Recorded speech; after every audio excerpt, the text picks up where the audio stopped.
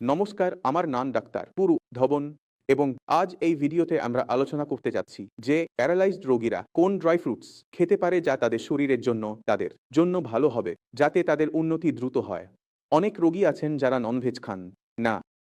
যখন কোনো রোগী আমাদের কাছে আসে তখন আমরা তাদের বলি যে যদি আপনি ননভেজ খেতে পারেন তবে ননভেজ খান। যদি আপনি ননভেজ না খান বা খেতে না পারেন তবে আপনাকে কিছু অল্টারনেটিভ প্রয়োজন যা শরীরে শক্তি যোগাবে। যখন আমরা শরীরে শক্তি সম্পর্কে কথা বলি তখন আমাদের মানে হয় মস্তিষ্ককে শক্তি দেওয়া, কারণ যখনই প্যালিসিস হয় তখন ৯-০% ক্ষেত্রে প্যালিসিসের কারণে মস্তিষ্কে কোনো ধরনের ক্ষতি হয়, সেটা ত্বকের কারণে হোক বা রক্তনালী ফাটার কারণে।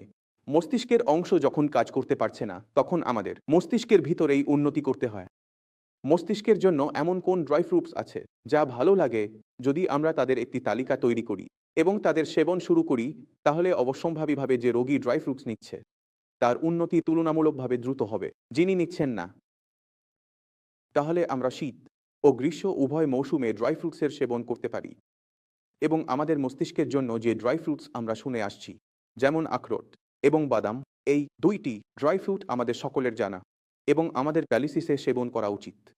যদি আবহাওয়া ঠান্ডা হয়, যেমন আমি কতটা ঠান্ডা, এমন আবহাওয়ায় ড্রাই ফ্রুটকে ভিজানোর প্রয়োজন হয় না, কারণ এতে যে গরম তাসির থাকে তা শরীরকে গরম রাখতে সাহায্য করে। তাহলে শীতের মৌসুমে আপনি ড্রাই ফ্রুটকে ভিজিয়ে গ্রহণ করুন। যদি আবহাওয়া গরম হয়, যেমন গরমের সময় চলছে, তাহলে ড্রাই ফ্রুটকে যদি আমরা আখরোট, বাদাম এভাবে গ্রহণ করি তাহলে আরও জটিলতা হতে পারে, দানা বের হতে পারে, ফাইলস হতে পারে, ব্লিডিং হতে পারে। তাই এমন ক্ষেত্রে ড্রাই ফ্রুটকে ভিজিয়ে নেওয়া উচিত। তো দুইটি ড্রাই ফ্রুট আপনি ভালোভাবে জানেন। প্রথমটি হলো আখরোট, দ্বিতীয়টি হলো বাদাম। এখন আরও কিছু ড্রাই ফ্রুট আছে যা নেওয়া যেতে পারে এবং বিশেষ করে শীতের মৌসুমে, এবং তাতে আসে চিলগোজা। এই চিলগোজা সম্পর্কে খুব কম মানুষ জানে যে চিলগোজা একটি ড্রাই ফ্রুট।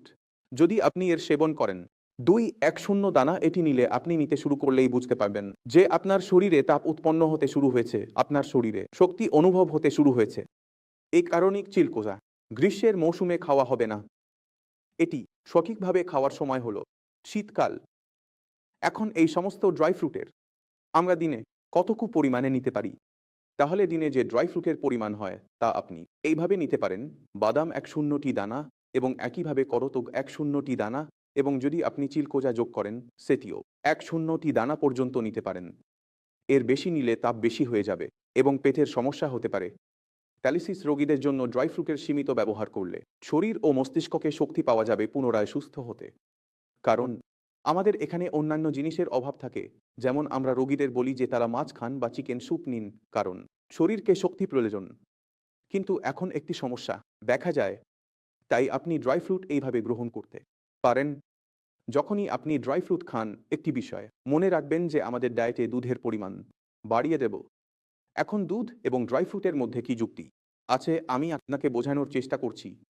দুধ ঠান্ডা তাসিরের হয় যদি আপনি ড্রাই ফ্রুট একটু বেশি পরিমাণে খান বা আপনার জন্য বেশি হয়ে যায়, তাহলে দুধ তার প্রভাবকে নষ্ট করে দেবে। দুধ আপনাকে উপকার দেবে এবং ড্রাই ফ্রুট থেকে হওয়া যদি কোনো ১% জটিলতা শরীরে তৈরি হয় তা হবে না। তাই আপনার শরীরে কোনো ধরনের ক্ষতি হবে না।